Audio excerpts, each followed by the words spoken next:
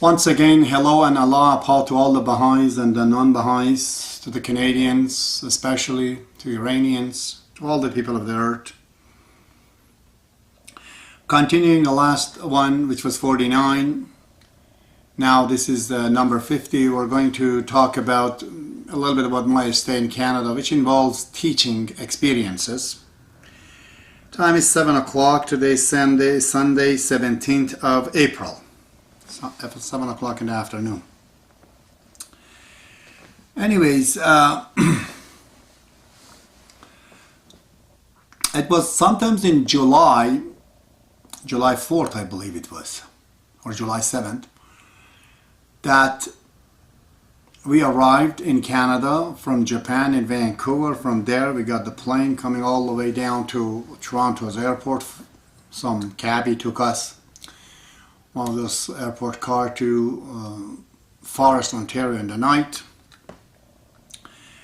And as soon as I arrived in there, I found out a problem among the Persians again, and among the Canadians, and between them. All kind of stuff they were telling me that.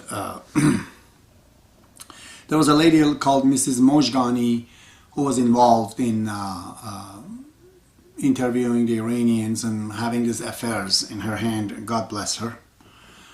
So that always her name was there. Miss Mojgani says this, Miss Mojgani says that. I said it's enough. We're Baha'is and we're in Canada. We have to look into see what we can do. There was complaint of one Persian boy having an affair with a married Baha'i woman. Oh God. I told him, don't bring these things to me, I can't solve it. But Allah given, I did talk to this gentleman. He was a very, very nice Baha'i, he had a few kids, and he said, oh, sure, we Effendi had a lot of problem too.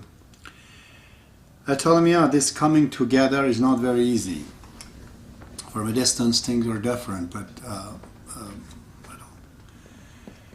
so we were in Forest, Ontario for a couple of weeks, and Immigration Canada, Employment Immigration had somebody, Mr. Bertrando, was involved in settling us, in Canada and whatnot. And he was just keep saying to me that you have to move from Forest to Sarnia. Because Forest is small, and I can't come from Sarnia, drive all the way to Forest. You got to do that. I told him I'm, with the Baha'is, I can't have to stay here. You talk to them to see if they want me to move, then I will. And he did, I guess, and we went there. And he found me a job. First, it was in $3.75 picking stones in the farm. Then as a bricklayer for a couple of weeks. I worked for a guy who came, Peter Captain, for a day. I broke basically my back under those big blocks. I couldn't do it, I was too weak. And then he found me a job at this Alumasar building. And I saw a lot of good Baha'is there. I don't know, Cathy McKigney, who adopted many black children, including Tony McKigney, who was in St. Louis Blues. He became a hockey player. Her husband, Larry McKinney, was not a Baha'i, but a perfect gentleman. There was a black guy, Mr. King, I think is a Jamaican origin, coming from England. Very, very a man with a lot of insight. So was this Canadian Perry Curtis. He took me one day to Robin's Donut, I believe.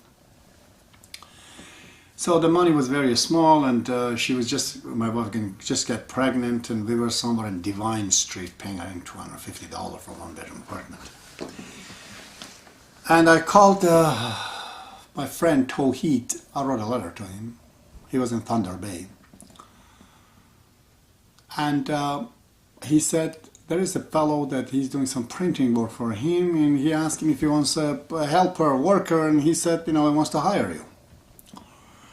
I went and brought back the matter with Bertrando and told him that there is a situation. He told me be very careful because you just came to Canada. If you move from Sarnia, by the law of the country here, if you move from this city because you're sponsored by the government, you can't leave this city for 1 year. But however, if you get a good job, you can go. But if you do, you can't get the assistance from government anymore. Okay, it's like a breach of contract. Be careful in what you're doing. But if it's a good job, well, you know, it's up to you, your choice. So I decided first to go and see what's going on there. And I went there and I talked to this Harvey Taylor. He was a native, Jewish, Canadian, all mixed. He was a very nice guy. He hired me, and I think Bertrando was talking to somebody in Prince George, in Thunder Bay, another consular of the Employment Immigration. He came and talked to me, and he said, we subsidize your wage so you can get the job. So I got the job $10 an hour. When I came back, talked to Bertrando, he said, okay, it's good, then you know it. And we like to relinquish, I guess, his duty. Baha'is, they accused me later on that he was protesting with me not to go to Thunder Bay. That was not the case. So I found that Tawhid has the same problem. He was in Kakabuka Falls, a village half an hour north of Thunder Bay. They wanted him to stay there, but there was no job, so he had to come down in Thunder Bay and he started to work. He worked for Philip Spakowski, which is the chairman of the assembly in city of Thunder Bay. Chairman of the Baha'i Assembly was working there. It was a printing job. He was learning how to do the printing. So I got a job and then said that, all right, whenever me and Tawhid get together, what are we going to do? Do some teaching. So he wrote a letter. I never seen the letter. He wrote a letter. He said that he went to talk to Assembly about it. They were going to print it. Later on, the plan changed to make the, rather than his letter, have a pamphlet from the National Spiritual Assembly already in circulation, use the same one and reprint it and give it to the public. This was the decision of Assembly. I had nothing to do with it. And Assembly decided that to be done at Philip Spakowski's, the chairman's printing house, and Izzat Rouhani, who knew how to do the printing, with Tawhid together to print this out. And of course, 15, 16 Baha'is they undertook to distribute it. I was one of them. As soon as we start to do these things, the problem began. First of all, one of the Baha'is, a sign-up Baha'i, a really misled individual, his name is Terry Nesbitt. His wife was the secretary of the local assembly. He even talked to to my boss, Harvey Taylor, on behalf of Assembly, I suppose. He even talked to him that I'm coming from National, we're checking on this Abbas to see what's going on, and Harvey was questioning him, what is National? He couldn't say what the National is because he didn't want to say he's involved with the Baha'is. So then Harvey Taylor questioned me, who's National? What have you signed? What have you done? What have you done? They're gone to come to Canada. Tell me the truth. Did you sign up letter with these people? I told him none of that is true. I'm just a Baha'i and he's a Baha'i trying to check on to see I'm okay. I said no, his questions were weird. It was like questioning inquisitions. I'm not going to get into that, and before I know it's fired. He told me that, you go find some other job. I can't to deal with this. I have other things to do. So this has happened later on, but as soon as I started to teach, didn't go too far, that I received a letter from the National Spiritual Assembly of Canada that they're going to excommunicate me. This letter was a huge threatening letter for me just coming, I don't know, a few months in Canada. And I knew if they caught me, probably my sponsorship is gone, everything is going to get disturbed, and I may not even become a citizen. We were all scared, especially my wife, very much so. And all other Persians, they were all scared. And I'm going to read the letter for you, because it's all preposterous lies. I was not afraid. I sent them a letter and told them that you're wrong, you better investigate these things. So, this is the letter. Let me show it to you.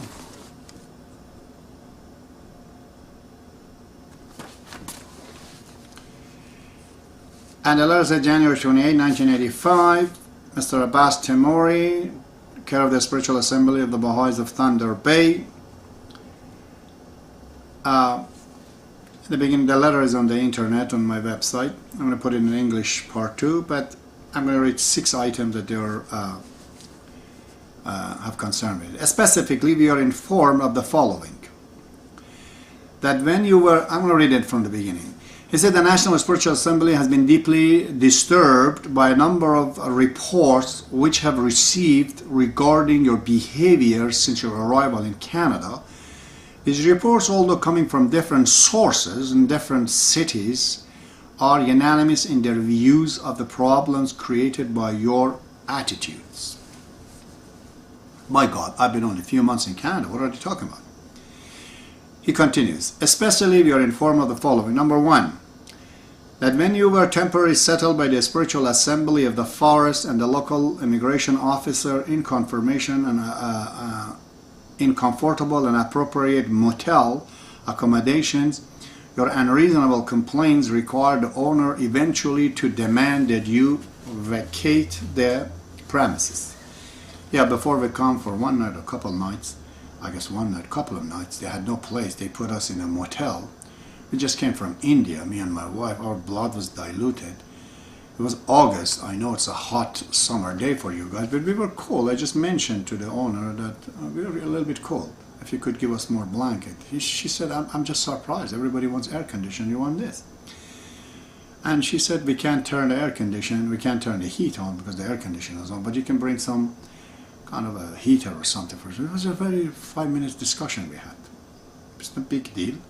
And it wasn't, he didn't vacate me, he just told me that the Baha'is had to let us go because whatever, there was no money involved for the government even to put us in there. So I went to a house. So that's a lie. Number two, that when you were moved to Sarnia, this time through the collaborations of the Sarnia Spiritual Assembly and the immigrations officer, you made an unreasonable demand on the latter, insisting that you be given $3,000 to buy new furniture for the apartment they had found for you, rather than accepting their assistance in securing appropriate second-hand furniture. We understand that the immigration officer refused to submit to these demands and that you eventually agreed to the arrangement they had proposed. There was never such a thing. Me and my wife, we were with her, this woman, for 10 minutes in Goodwill store. We never asked we want $3,000. Where is this number coming from? I was not alone there. Both of us were there. Only discussion we had, she said that, I said that, when I buy the house or something eventually one day, I would have all new stuff. But for now, we're thanking, Canada doing this for us. That's what I think we said. We never talked about it. This is a lie. But now I'm going to prove the lie on this.